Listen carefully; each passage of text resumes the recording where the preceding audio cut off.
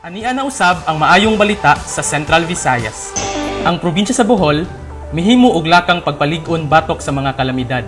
Si Ray Anthony Chu adunay dugang detalye bahin niining maayong balita. Mahimo na unya nga maka-access ang mga kalungsuran sa Bohol sa usa ka nasudong tinubdan sa kasayuran ug basihan kabahin sa posible nga kakuyaw kung magtukod man sila og mga buildings o mga pasilidad sulod sa ilang mga jurisdiksyon. Kini aron kalikayan ang pagkaguba o kahimuan na kini og mga lakang aron kunhuran ang kadaot kun ugaling maigo man kini sa katalagman. Gilagdaan sa Bohol o sa Philippine Institute of Volcanology and Seismology ang Memorandum of Understanding nga magtugot sa lalawigan ug sa iyang mga kalungsuran unya sa pagsulod sa GeoRes PH aron abayan ang kalungsuran sa ilang mga planong pagkaugmaran. Ang pagladaay nahitabo dungan sa Bohol Resiliency Summit o gisaksihan sa mga bayor sa kalungsuran sa Bohol. Ang GeoRes PH o Geospatial Information Management and Analysis Project for Hazards and Risk Assessment in the Philippines, usa ka proyekto sa DNR MGB, sa NAMRIA,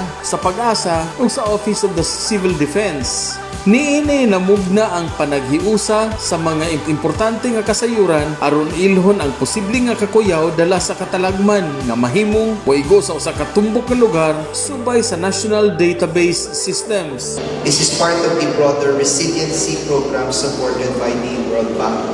Earlier today, ladies and gentlemen, we were talking about the need for out-of-the-box financial solutions. And I know all of our mayors right now are undergoing a lot of pressures.